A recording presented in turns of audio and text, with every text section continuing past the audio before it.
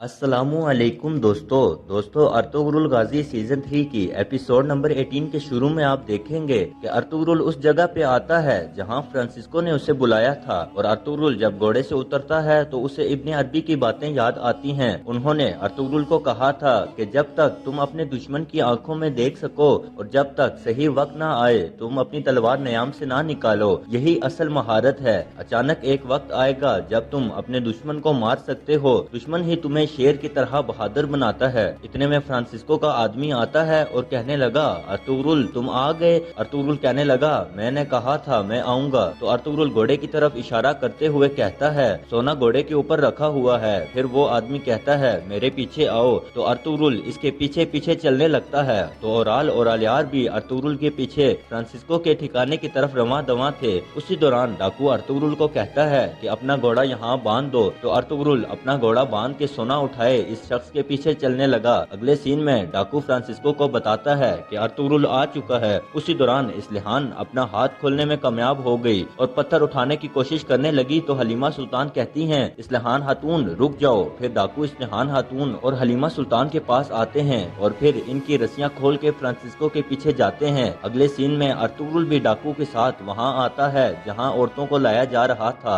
Ertugrul Francisco کو کہتا ہے پہلے عورتوں کو کھول کے میری طرف آنے دو۔ فرانسسکو کہنے لگا اتنی بھی جلدی کیا ہے، میں آپ لوگوں کو الگ نہیں رکھنا چاہتا، اس دنیا میں یا پھر اگلی دنیا میں۔ اور اس کے بعد فرانسسکو اونچی آواز میں ہنسنے لگا، اور یہ دیکھ کے ارطغرل کو بہت غصہ آتا ہے۔ وہ فرانسسکو کے سارے ارادے جان گیا اور سونا فرانسسکو کی طرف پھینک کے فرانسسکو کے سپاہیوں پہ ٹوٹ پڑا۔ اتنے میں حلیمہ سلطان اور اسلحان خاتون بھی اپنے ہاتھ چھڑوا لیتی ہیں اور ڈاکوؤں کے ساتھ لڑنا شروع کرتی ہیں۔ اتنے میں ایک ڈاکو ارطغرل کو تیر مارتا ہے، لیکن ارطغرل بڑی مہارت سے خود کو بچاتا ہے، اور اتنے میں اورال بھی وہاں آتا ہے۔ تو فرانسسکو اورال کو دیکھ کے بہت خوش ہو گیا۔ دوسری طرف الیار بھی اللہ اکبر کا نعرہ لگاتے ہوئے ارطغرل کے پاس پہنچتا ہے۔ ارطغرل الیار کو دیکھ کے بہت خوش ہوتے ہیں۔ الیار کہنے لگا ارطغرل صاحب میں آ چکا ہوں۔ اسی دوران اورال فرانسسکو کے پیٹ میں اپنا خنجر مارتا ہے، تو فرانسسکو جگہ پہ ہی مر گیا۔ اور اس کے بعد ارطغرل، اورال، الیار اور حلیمہ سلطان مل کے فرانسسکو کے سپاہیوں کو مارتے ہیں، اور حلیمہ سلطان غصے کی وجہ سے سارا سونا فرانسسکو کے اوپر پھینکتی ہے اور کہتی ہے میں نے تمہیں کہا تھا تمہاری موت میرے ہاتھوں ہوگی۔ اور حلیمہ سلطان سونے کے سکے فرانسسکو کے منہ میں بھرنا شروع کرتی ہیں اور کہنے لگی میرے بچے کے بدلے تم سارا سونا کھاؤ گے جس کے لیے تم نے میرے بچے پہ حملہ کیا۔ اور ارطغرل آ کے حلیمہ کو سنبھالتا ہے، تو حلیمہ پوچھنے لگی کیا میرا قندوز زندہ ہے؟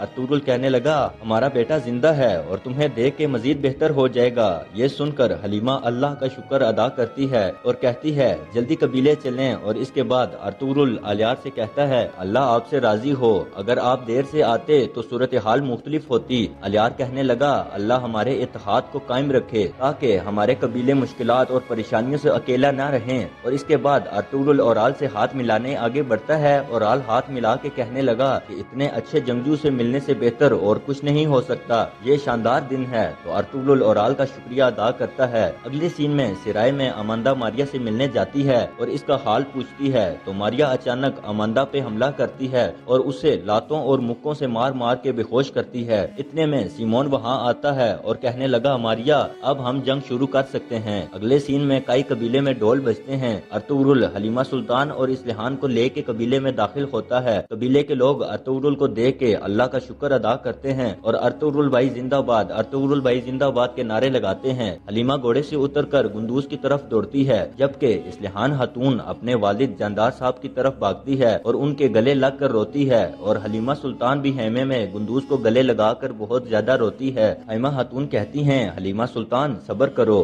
حلیمہ کہتی ہے گندوز اپنی آنکھیں کھولو، خدا کے لیے ایسا نہ کرو۔ اگلے سین میں سردار جاندار ارطغرل سے کہتے ہیں میں اپنی بیٹی کے لیے آپ کا مقروض ہوں، اللہ آپ سے راضی ہو۔ تو ارطغرل کہنے لگا اگر الیار صاحب اور اورال بھائی وقت پر نہ پہنچتے تو میں انہیں نہ لا سکتا۔ اور اس کے بعد ارطغرل وہاں سے چلا گیا۔ تو الیار سردار جاندار سے کہنے لگا بابا بھائی بے گناہ ہیں، انہوں نے ڈاکوؤں کو وہاں پہنچا دیا جہاں کے وہ حقدار تھے۔ اسلحان خاتون سردار جاندار سے کہتی ہیں بابا جیسے آپ چاہتے تھے آپ کے بیٹے ویسے ہی ہیں۔ یہ سن کر اورال خوش ہو گیا۔ اگلے سین میں ارطغرل جب اپنے خیمے میں جاتا ہے تو حلیمہ بہت رو رہی تھی، تو کہتی ہے ارطغرل صاحب کچھ تو بولیں کہ گندوز ٹھیک ہو جائے گا، ہمارا بیٹا زندہ رہے گا۔ یہ سن کر ارطغرل، حلیمہ خاتون اور ذوالجان सब रोना शुरू करते हैं और उसी दौरान गुंदूस अपनी आंखें खोलता है। गुंदूस की आवाज सुनकर सब बहुत खुश होते हैं। गुंदूस आंखें खोल के अर्तुगरुल से पूछता है, बाबा आप मुझे असल तलवार कब बना के देंगे? तो गुंदूस की बात सुनकर सब हंसते हैं। तो अर्तुगरुल कहने लगा, बेटा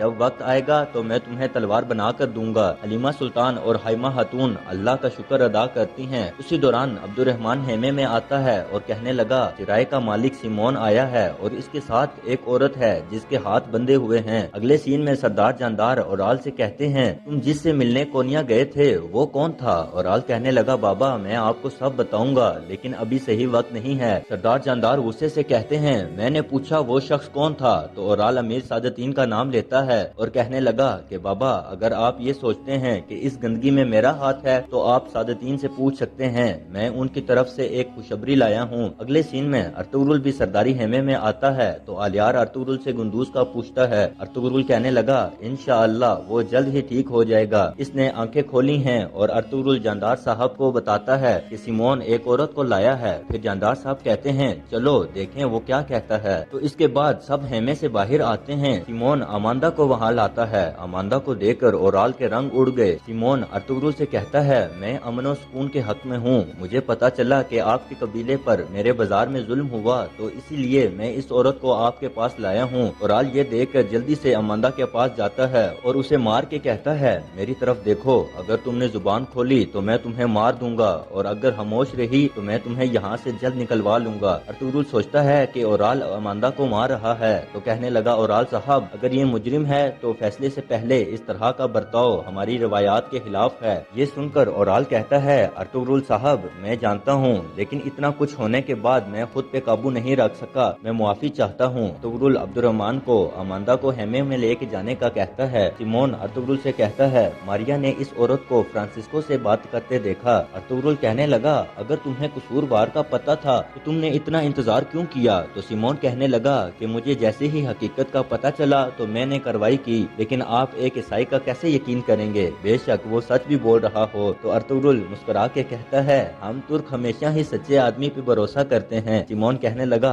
मुझे उम्मीद है आप इस परिंदे को नहीं छोड़ेंगे जो मैं आपके कदमों में लाया हूँ। फिर सिमोन वहाँ से चला गया। इसके बाद अर्तुगरुल हेमे में जाता है। उसी दौरान चोलबान खातून भी हेमे में दाखिल होती हैं। चोलबान ओराल के पास आके कहती हैं, मैंने अमांदा को बाजार से जबरदस्ती लाते देखा तो मैं भी इसके पीछे चली आई। अगर अमांदा अपना मुंह अर्तुगरुल के सामने खोलती है तो हमारा काम तमाम हो जाएगा। ओराल कहने लगा, फिक्र ना करो, वो कुछ भी नहीं बोलेगी। अगर वो बोली तो मैं उसे जिंदा नहीं छोड़ूंगा। और इसके बाद ओराल कहने लगा, अब सिमोन की बारी है, मैं इस काफिर को जिंदा नहीं छोड़ूंगा। और इसके बाद ओराल भी हेमे की तरफ चला गया। हेमे में सरदार जानदार, अर्तुगरुल और बाकी लोग अमांदा से पूछगिछ कर रहे थे। अमांदा कहने लगी, जो मैं जानती थी आलियार साहब को बता दिया। तो आलियार कहने लगा, जैसे तुम फ्रांसिस्को को जानती थी तो ये भी पता होगा कि इस कुत्ते का पटा किसके हाथ में है। और सरदार जानदार कहते हैं, अगर तुमने ना बताया कि इसके पीछे कौन है तो तुम हमारे हाथों नहीं बचोगी। तो अमांदा कहने लगी, मैंने बताया है कि मुझे फ्रांसिस्को पे शक है। तो अर्तुगरुल कहने लगा, तुम्हारा शक ठीक निकला, अब फ्रांसिस्को के मालिक का तुम्हें जिस पे शक है तुम बता दो। तो अमांदा डर के सिमोन का नाम लेती है। और आल कहने लगा, सिमोन बहुत होशियार आदमी है, वो जानता है कि अगर इसने तुर्क कबीले की औरतों पे हमला किया तो इसका सर कट जाएगा। हेमा खातून कहती हैं कि अगर इस बदजात ने ऐसा किया होता तो वो इसे हमारे पास क्यों लाता? अर्तुगरुल कहने लगा, सिमोन के अलावा कौन इसके साथ है? तो अमांदा कहती है, सिर्फ सिमोन ही है। सरदार जानदार गुस्से से कहते हैं, अगर उसने ये किया होता तो वो तुम्हें हमारे हवाले क्यों करता? तो अमांदा कहने लगी, अपने ऊपर से शक हटाने के लिए। हलीमा सुल्तान कहती हैं, ये बकवास कर रही है, हम इससे सच उगलवाएंगे। तो अर्तुगरुल कहने लगा,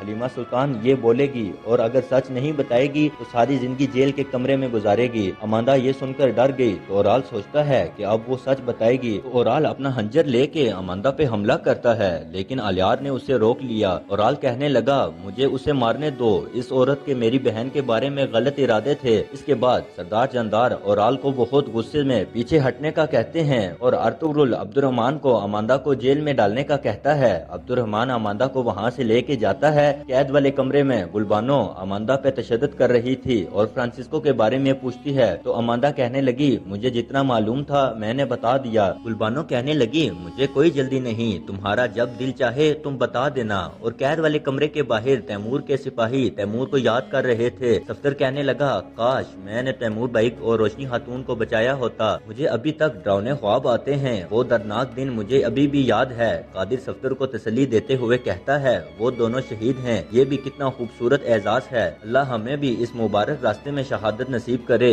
تو صفدر آمین کہتا ہے۔ اتنے میں ارطغرل ان کے پاس سے گزر کے قید والے خیمے میں داخل ہوتا ہے۔ گلبانو ارطغرل سے کہتی ہے حضور یہ بولے گی، آج رات یہ طوطے کی طرح بولے گی۔ تو اماندہ کہتی ہے رحم کرو، میں بے گناہ ہوں، مجھ پہ رحم کرو۔ ارطغرل اماندہ کی رسیاں کاٹ کر کہتا ہے میں جانتا ہوں تم بے گناہ ہو۔ یہ سن کر گلبانو حیران ہو گئی اور کہنے لگی حضور یہ آپ کیا کر رہے ہیں؟ ارطغرل کہنے لگا گلبانو یہ سچ کہہ رہی ہے، یہ سب سیمون نے کیا ہے۔ تو اماندہ کہنے لگی وہ اچانک میری دکان پر آئے اور مجھے پکڑ کر یہاں لے آئے۔ تو ارطغرل کہنے لگا سیمون نے تمہیں اس لیے ہمارے حوالے کیا کہ اس پہ شک نہ جا سکے۔ ارطغرل کہنے لگا اماندہ تم جا سکتی ہو، حلیمہ سلطان تمہیں الوداع کریں گی۔ اماندہ ارطغرل کا شکریہ ادا کرتی ہے اور اگلے سین میں سردار جاندار اپنے بیٹوں کے ساتھ خیمے میں موجود تھے۔ سردار جاندار اورال سے پوچھتے ہیں تو اورال کہنے لگا امیر سعادتین ہمیں زمینیں دے گا۔ تو سردار جاندار کہتے ہیں بیٹا میں سعادتین کو 30 سال سے جانتا ہوں، وہ کسی کو بھی زمین نہیں دیتا، صرف لیتا ہے۔ تو اورال کہنے لگا بابا اس کا اعتدال کنیا کی حدوں سے آگے پھیل چکا ہے، اسے ہماری ضرورت ہے۔ تو سردار جاندار کہتے ہیں وہ اپنے ارادے خود سے بھی چھپاتا ہے۔ تو اورال کہنے لگا مجھے اس کے ارادوں کا نہیں پتا، لیکن اگر سلجوقی زمین کو قابو کرنا چاہتے ہیں تو انہیں ہمارے قبیلے کی ضرورت ہے، ہمیں اس بہتے دریا میں قدم جمانے کی کوشش کرنی ہے اور سعادتین ہمارے قدم جمائے گا۔ اور اسی کے ساتھ یہ ایپیسوڈ اپنے اختتام کو پہنچتی ہے۔ ارطغرل غازی سیزن 3 کی مزید ایپیسوڈ دیکھنے کے لیے ہمارے چینل ZAR سیریز کو سبسکرائب کریں اور ساتھ میں موجود بیل آئیکن کو بھی ضرور دبا دیں۔ ملتے ہیں نیکسٹ ویڈیو میں، جب تک اپنا خیال رکھیے گا۔ شکریہ، اللہ حافظ۔